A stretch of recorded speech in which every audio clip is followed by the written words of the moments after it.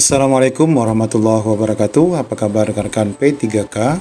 Di video kali ini kita akan menyampaikan informasi sangat baik sekali, di mana mulai tahun 2025 P3K mendapatkan dua jaminan yang sama persis seperti ASN PNS.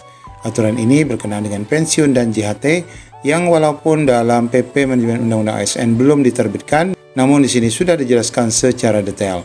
Bagaimana info lengkap dan kabar baik ini? Ikuti video ini sampai selesai.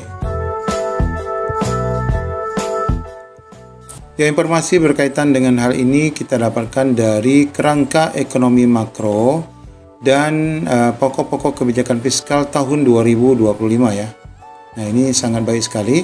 Tentu saja ini melanjutkan reformasi birokrasi yang disampaikan oleh pemerintah. Nah, di sini kita akan melihat apa saja nanti yang akan didapatkan oleh ASN, baik itu PNS maupun P3K, berupa kesejahteraan dan berbagai macam jaminan ya yang diberikan oleh pemerintah.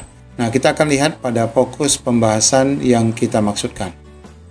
Nah, di sini kita akan lihat pada arah kebijakan belanja pegawai tahun 2025. Ini akan difokuskan nanti antara lain untuk meningkatkan efektivitas, efisiensi birokrasi sebagai kunci keberhasilan reformasi fiskal melalui penguatan implementasi manajemen ASN. Di samping itu adalah untuk meningkatkan kualitas belanja pegawai. Nah, di sini ya kuncinya. Jadi pegawai ini harus sejahtera dengan tetap menjaga konsumsi aparatur sipil negara, antara lain tetap memberikan THR dan gaji ataupun pensiun ke-13 dan penyesuaian gaji ASN. Nah, ini tahun 2025 ini sudah jelas ya. Nanti akan diberikan kembali THR, kemudian gaji ke-13 tetap dicairkan, kemudian adanya penyesuaian gaji. Nah, kita berharap akan ada lagi kenaikan gaji ya, meskipun kemarin sudah dinaikkan 8%, kemungkinan ada penyesuaian kembali ataupun yang belum naik gaji nanti akan disesuaikan. Nah, kemudian Bapak Ibu di sini adanya reformasi sistem jaminan pensiun ya dan jaminan hari tua untuk PNS, dan yang keempat menuntaskan implementasi reformasi birokrasi secara menyeluruh untuk mewujudkan birokrasi layanan publik. Nah, untuk jaminan hari tua dan pensiun untuk PNS ini diperkuat pula dengan bagian keempat, yaitu reformasi perlindungan hari tua bagi ASN yang kita lihat di sini. Yang sebelumnya ini membedakan antara PNS dan P3K ya. Nah, dalam Undang-Undang Nomor 20 Tahun 2023 tentang ASN, ini undang-undang terbaru ya, ini telah mengamanatkan dua substansi penting yang menjadi dasar bagi pemerintah untuk merancang desain reformasi pensiun bagi pegawai ASN. Nah, di sini tidak lagi pegawai PNS ya. Dalam undang-undang yang baru ini pegawai ASN. Meskipun kita saat ini mekanisme pembayarannya seperti apa itu masih menunggu PP, namun di sini sudah sangat jelas disebutkan. Pertama, bahwa P3K kini memiliki hak yang sama atas jaminan sosial sebagaimana halnya PNS. Di antaranya terdapat jaminan pensiun. Nah ya, ini sangat jelas sekali Bapak Ibu, jaminan pensiun dan jaminan hari tua. Jadi JP dan JHT. Hal ini merupakan bentuk komitmen pemerintah dalam mendorong tercapainya kesetaraan dan keadilan dalam sistem kepegawaian pemerintah. Nah, ini sudah jelas bahwa selain THR, kemudian gaji ke-13, kemudian penyesuaian gaji. Nah, untuk jaminan hari tua dan jaminan pensiun bagi P3K ini sudah jelas ya. Ini memang mengamanatkan dari undang-undang yang sudah kita ketahui, memang ada disebutkan ini. Nah, ini dianggarkan di sini Bapak Ibu ya mulai 2025. Kemudian yang kedua, Undang-Undang ASN juga secara tegas mengamanatkan pemberian jaminan pensiun dan jaminan hari tua untuk pegawai ASN. Ini merupakan bentuk perlindungan kesinambungan penghasilan hari tua sebagai hak dan sebagai penghargaan atas pengabdian. Pernyataan ini mempertegas bahwa perlindungan hari tua bagi ASN bukan saja sebagai bentuk perlindungan kepada ASN, tetapi juga sebagai hak dan penghargaan atas pengabdian ASN. Nah, ini Bapak Ibu kabar baik sekali ya bagi P3K yang selama ini dianggap berbeda ya dalam hal jaminan hari tua dan jaminan pensiun.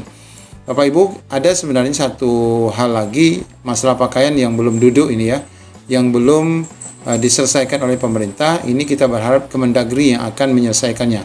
Kalau masalah ini kan masalah Kementerian Keuangan ya.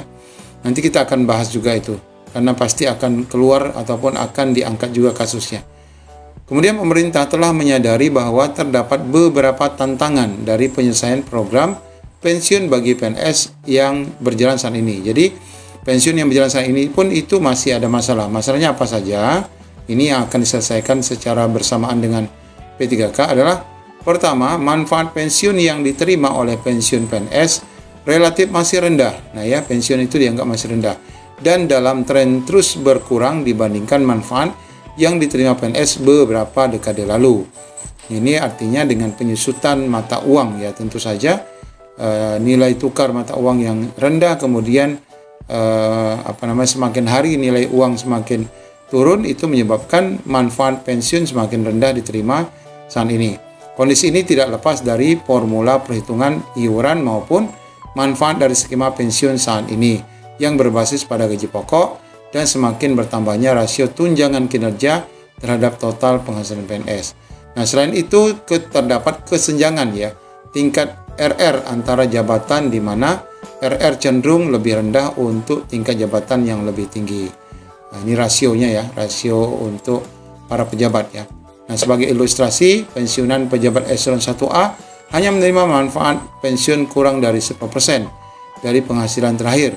Selain perlindungan hari tua yang kurang memadai, rendahnya RR juga ditenggarai menjadi salah satu pendorong perilaku koruptif sebagaimana temuan Komisi Pemberantasan Korupsi dalam kajian pada tahun 2018. Jadi memang karena pensiun kurang, karena tunjangan-tunjangan kurang, maka korupsi ini dianggap sebagai solusi ya bagi para pejabat.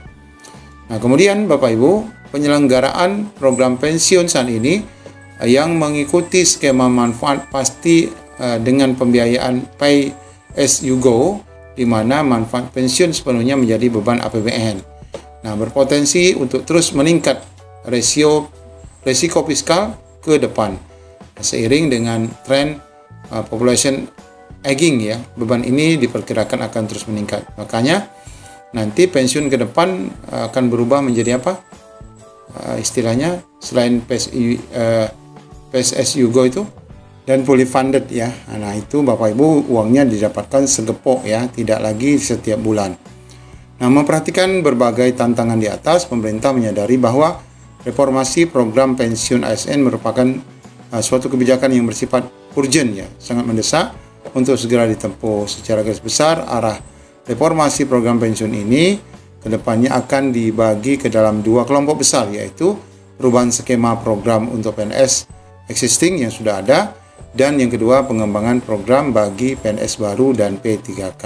Nah, inilah yang akan dikembangkan menurut undang-undang ya, karena memang tahapan pembayaran pensiun yang sekarang pun semakin lama semakin membebani pemerintah.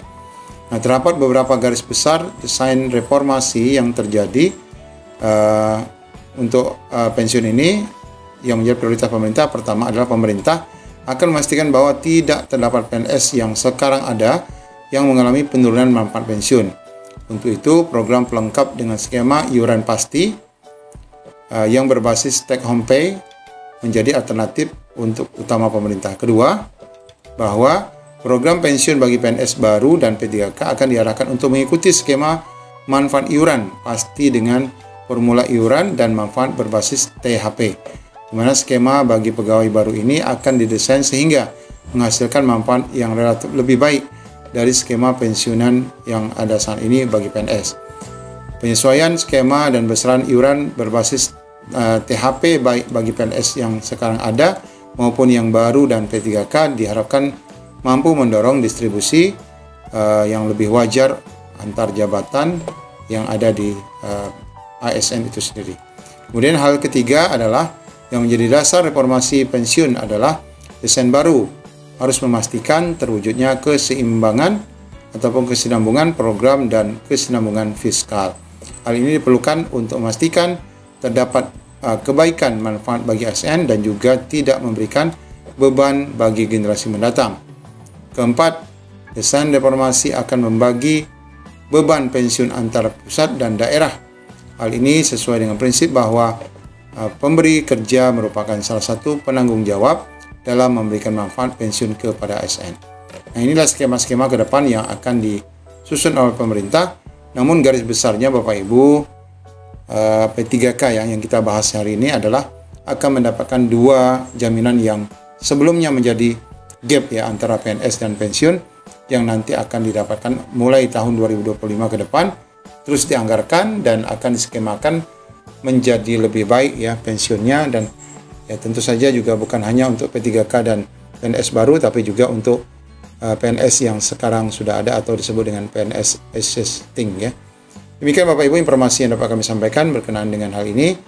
Kabar baik sekali, semoga kita semua ASN, Bapak Ibu yang walaupun menjabat sebagai P3K juga akan mendapatkan kesejahteraan. Demikian, Assalamualaikum warahmatullahi wabarakatuh.